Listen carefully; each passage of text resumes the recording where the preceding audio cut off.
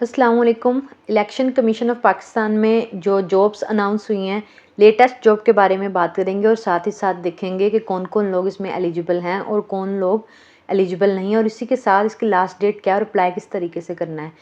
तो यहाँ पर मैंने जॉब्स ECP ये जो ओपन किया है, लिंक आपको डिस्क्रिप्शन में मैं आपके साथ शेयर कर दूँगी। सबसे पहले तो देख लेते हैं कि कौन कौन सी जॉब्स अवेलेबल हैं।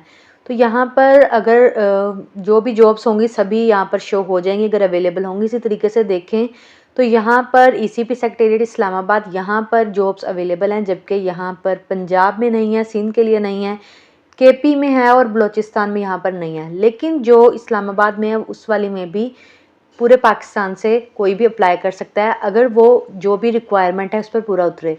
तो देखते हैं यहाँ पर कि कौन कौन लोग अप्लाई कर सकते हैं और जॉब कौन सी है। तो यहाँ पर क्लिक करते हैं।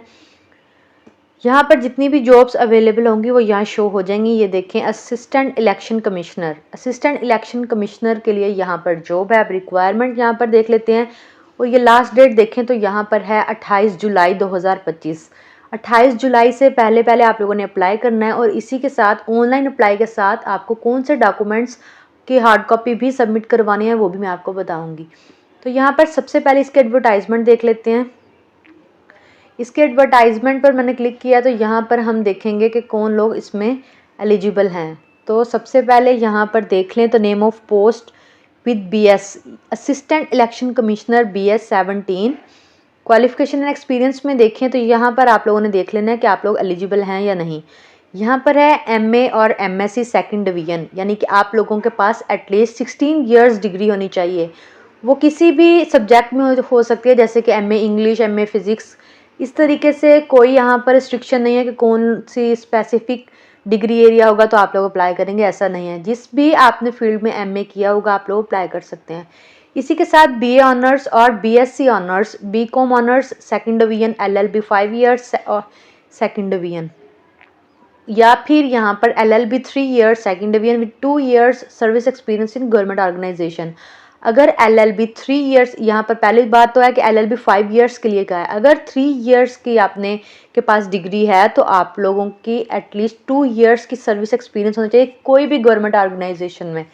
और एक और क्राइटेरिया यहाँ पर देख लेते हैं कि अगर आप लोगों ने BA या BSc भी की है लेकिन आपके पास किसी भी गवर्नमेंट ऑर्गेनाइजेशन में 2 ईयर्स सर्विस एक्सपीरियंस है तो आप लोग अप्लाई कर सकते हैं। लेकिन अगर आपके पास यहाँ पर एक्सपीरियंस की बात ना करें कि कोई एक्सपीरियंस नहीं है, फ्रेश कैंडिडेट है, तो उसके लिए यहाँ पर 16 ईयर्स डिग्री रिक्वायर्ड है। अब एज लिमिट की बात करें तो यहाँ पर 30 ईयर्स है, 5 years upper age relaxation over and above prescribed age shall also be admissible. Okay, यहाँ पर 30 ईयर्स मैक्सिमम एज है, 5 ईयर्स एज रिलैक्सेशन की बात की है। टोटल नंबर ऑफ पोस्ट 27 है। अब जो मेन बात है यहाँ पर कि किस किस प्रोविंस के लोग अप्लाई कर सकते हैं उसे भी देख लें।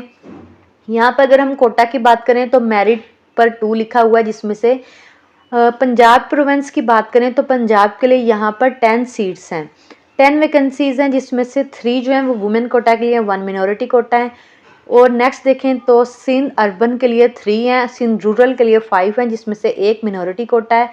KP की 5 हैं, एक्स फाटा की 1 है, आज़ाद जम्मू एंड कश्मीर की 1 है। तो प्लेस ऑफ पोस्टिंग की अगर बात करें तो liable to serve anywhere in Pakistan, ये यहाँ पर आप लोगों को समझ आ जानी चाहिए। अब ये सब कुछ यहाँ पर मैंने बता दिया है, कौन सी पोस्ट है, कौन कौन लोग एलिजिबल है। 16 ईयर्स डिग्री अगर आपके पास है किसी भी डिग्री एरिया में तो आप लोग अप्लाई कर सकते हैं। अगर आप लोगों के पास BA BSc की यानी कि 14 ईयर्स डिग्री है तब भी आप लोग अप्लाई कर सकते हैं, लेकिन आपके पास किसी भी गवर्नमेंट ऑर्गेनाइजेशन में 2 ईयर्स एक्सपीरियंस होना ज़रूरी है। अब यहाँ पर हम बात करते हैं कि अप्लाई किस तरीके से करना है, और यहाँ पर इसी के साथ देख लेते हैं कि आप लोगों को अपने डॉक्यूमेंट्स की हार्ड कॉपीज़ भी सबमिट करवानी है। तो अप्लाई करने के लिए ECP ऑनलाइन रिक्रूटमेंट सिस्टम, इसी से ही आप लोग अप्लाई करेंगे। अभी मैं आपको बता भी देती हूँ। यहाँ पर सेकंड और थर्ड पॉइंट की अगर हम बात करें तो आप लोगों को अपने हार्ड कॉपीज़ जो डॉक्यूमेंट्स की होगी वो भी अटेस्टेड करवा कर यहाँ पर जमा करवानी होगी। कहाँ जमा करवानी है? आप लोगों ने सारे अपने डॉक्यूमेंट्स की कॉपीज़ को अटेस्टेड करवा लेना है, और फिर यहीं पर ही एड्रेस है जिस पर आप लोगों से पहुंचाना है। ये देखें, ये यहाँ पर एड्रेस है। इसको मैं आप लोगों को जो एप्लीकेशन फॉर्म होगा उस पर भी दिखा देती हूँ। आप लोगों को वो एप्लीकेशन फॉर्म फिल करना होगा और उसी के साथ अपने डॉक्यूमेंट्स को अटैच करके ये जो एड्रेस है यहाँ पर वहाँ पर पहुँचा देना है with in 30 days of publication of this advertisement. Okay, ये आप लोगों ने कोशिश करनी है कि जैसे आप लोग ऑनलाइन अप्लाई कर रहे हैं आप फ़ौरन से अपने डॉक्यूमेंट्स को पोस्ट करवा दें। अब हम डायरेक्ट चलते हैं कि आप लोगों ने अप्लाई किस तरीके से करना है और कौन सा एप्लीकेशन फॉर्म है जिससे आप लोगों ने फिल करना है। एप्लीकेशन फॉर्म भी मैं आप लोगों को डिस्क्रिप्शन में प्रोवाइड कर दूँगी। अब ये देखें यहाँ पर हम इस पोर्टल पर आ चुके हैं। अगर आप लोगों ने पहले खुद को रजिस्टर करवाया है, ईसीपी पोर्टल पर पहले आ चुके हैं, तो आप लोग डायरेक्ट यहाँ पर लॉगिन के बटन पर क्लिक करेंगे और अपनी इन्फॉर्मेशन को यहाँ पर एंटर करके यहाँ पर सिक्योरिटी कोड प्रोवाइड करके लॉगिन पर क्लिक कर देंगे। अगर आप लोगों ने पहले कभी भी ईसीपी के थ्रू किसी जॉब पर अप्लाई नहीं किया, खुद को रजिस्टर नहीं करवाया, तो आप लोगों को क्या करना है, रजिस्टर करवाना है। यहाँ से भी कर सकते हैं रजिस्टर न्यू अकाउंट, या फिर यहाँ पर रजिस्टर के बटन पर क्लिक कर देना है। जब आप इस पर क्लिक करेंगे तो आपके सामने इस तरीके से ये शो होगा। यहाँ पर सारी इन्फॉर्मेशन आपकी पर्सनल इन्फॉर्मेशन है, कुछ भी ऐसा नहीं है जो आपको समझ ना आए। यहाँ पर देख लें तो नेम है, डेट ऑफ बर्थ आपको यहाँ प्रोवाइड करनी है, उसके बाद फादर्स और husband name, email complete, postal address वो यहाँ पर आपको एंटर करना है। इसी तरीके से परमानेंट एड्रेस, रिलीजन आपको चूज़ कर लेना है, CNIC number 13 digits, login password, यहाँ पर पासवर्ड वो एंटर करना है जो भी आप सेट करना चाहें, ताकि नेक्स्ट टाइम जब आप ईसीपी पोर्टल पर आएंगे तो आप लोगों को यही पासवर्ड एंटर करना होगा अपने CNIC नंबर के साथ। इसी तरीके से कंफर्म लॉगिन पासवर्ड करना है। फिर आपको यहाँ पर जेंडर चूज़ कर लेना है, मैरिटल स्टेटस चूज़ करना है, डोमिसाइल डिस्ट्रिक्ट, ये सारी चीज़ें आपकी पर्सनल इन्फॉर्मेशन है, यहाँ पर आप लोगों को एंटर कर देनी है। अब यहाँ पर एक इम्पोर्टेंट बात जो आप लोगों ने ध्यान से सेट करनी है वो प्रेफर्ड टेस्ट और इंटरव्यू स्टेशन। यहाँ पर जब आप क्लिक करेंगे तो आपके सामने यहाँ इस्लामाबाद, लाहौर, कराची, पेशावर और कोयटा ये ओपन हो जाएंगे। इनमें से जिस भी आप सिटी से बिलोंग करते होंगे आपको वही चूज़ करनी है, ताकि आपका जो भी टेस्ट या इंटरव्यू होगा वो उसी सेंटर में होगा, उसी एरिया में होगा जो आप यहाँ पर चूज़ कर रहे हैं। अब नेक्स्ट देखें तो यहाँ पर डिग्री के लिए ऑप्शन है और डिग्री डिटेल के लिए यहाँ पर आपको क्या चूज़ करना है, डिग्री। अब ये देखें यहाँ पर रिक्वायरमेंट है 16 इयर्स डिग्री की। अगर आप लोगों ने MA किया हुआ है तो यहाँ से डिग्री में जाकर वो वाली डिग्री चूज़ कर लेंगे जो भी आपकी लास्ट डिग्री होगी। जैसे कि सपोज आपने सिर्फ BSc ही किया तो यहाँ पर आप BSc चूज़ करेंगे। अपनी लास्ट डिग्री को चूज़ करना है, जॉब के हिसाब से अगर आप लोग एलिजिबल होंगे तो अप्लाई करेंगे। ये सारा फॉर्म, ये सारी इन्फॉर्मेशन आपको एक ही दफ़ा में एंटर करनी है।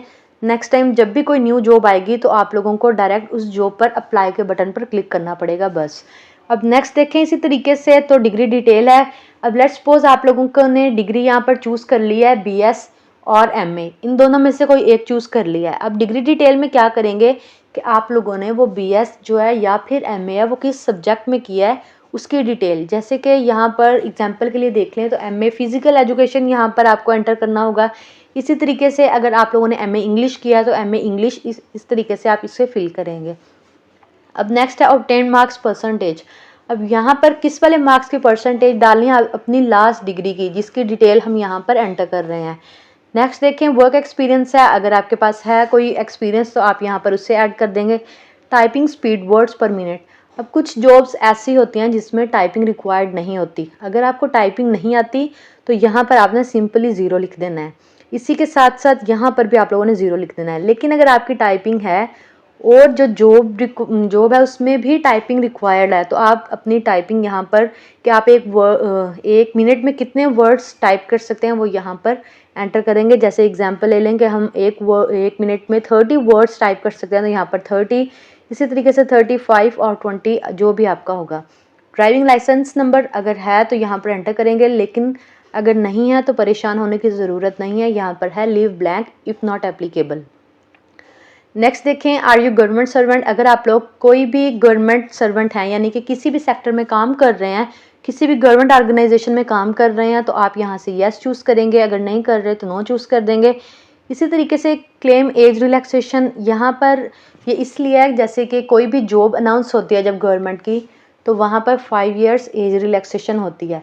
अगर उन्होंने जो भी उन्होंने एज कही है, जैसे यहाँ पर 30 इयर्स कहा है, अगर आप लोगों की 31 है, आप लोगों को एज रिलैक्सेशन चाहिए, आप क्लेम करना चाहते हैं तो यस करेंगे, अदरवाइज नो चूज़ करना है। एंटर सिक्योरिटी कोड, यही कोड को आपने यहाँ पर री एंटर करना है।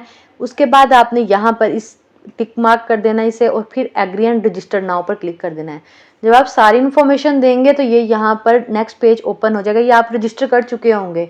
फिर आपको क्या करना होगा, आप अगेन लॉगिन पर जाएंगे और यहाँ से जाकर अपनी इन्फॉर्मेशन को फिल करेंगे तो आपके सामने आप लॉगिन पेज ओपन हो जाएगा।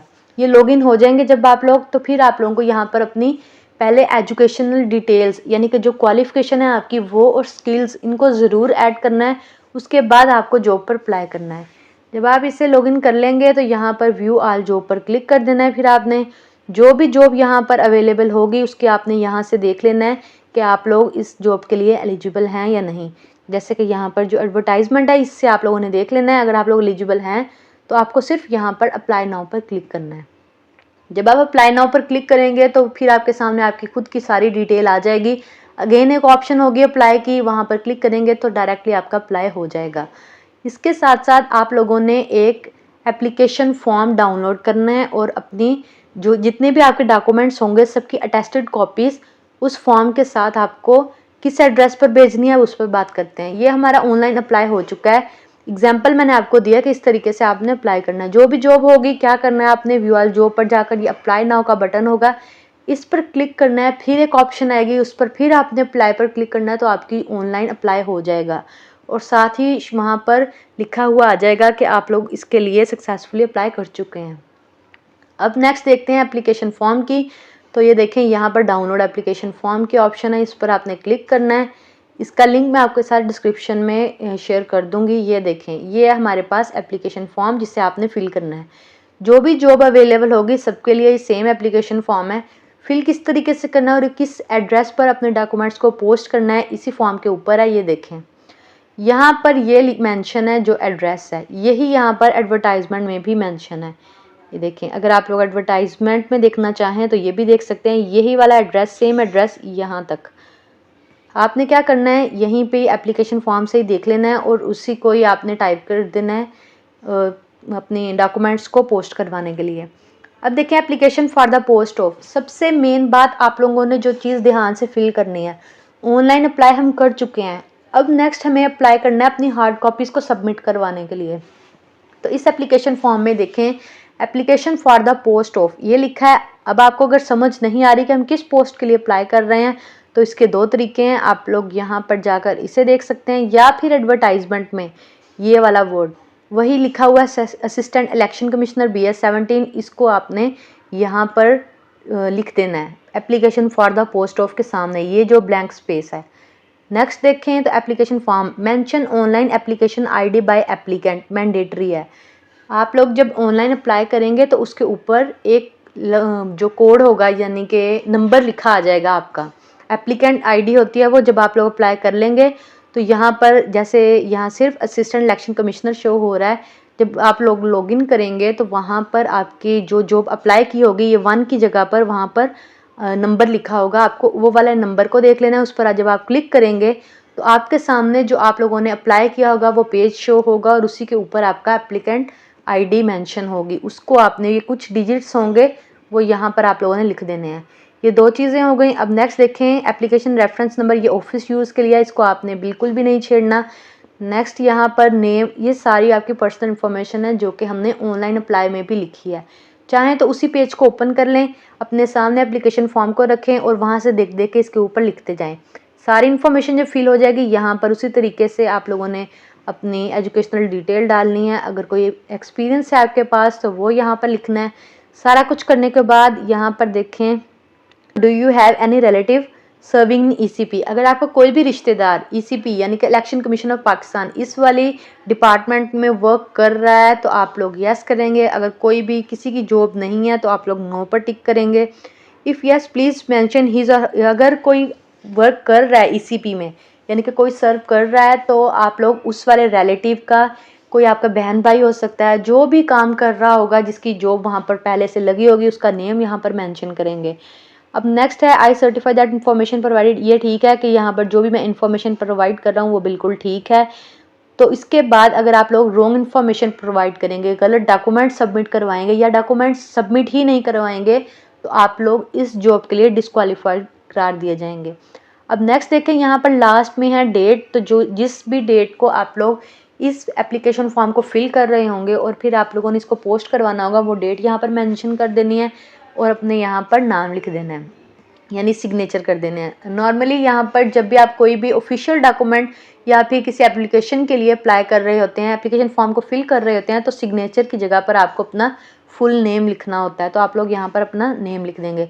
इस तरीके से आप लोगों ने ये एप्लीकेशन फॉर्म को सबमिट करवाना है, इस तरीके से फिल करना है। ऑनलाइन सबमिशन का भी मैंने आपको तरीका बता दिया है। अब लास्ट डेट यहाँ पर देख लें, 28 जुलाई है। 28 जुलाई से पहले पहले ऑनलाइन अप्लाई करें और कोशिश करें कि अपने सभी डॉक्यूमेंट्स की हार्ड कॉपीज़ अटेस्टेड करवाकर जल्द से जल्द सबमिट करवाएं। अब ये हो गया हमारे पास जो भी ईसीपी की, जो इस्लामाबाद ईसीपी सेक्रेटेरिएट में जॉब्स अवेलेबल है, उस पर मैंने बात की है। आप लोग अप्लाई कर सकते हैं। कोशिश करें कि जल्द से जल्द अप्लाई करें और असिस्टेंट इलेक्शन कमिश्नर की जॉब के लिए खुद को तैयार करें।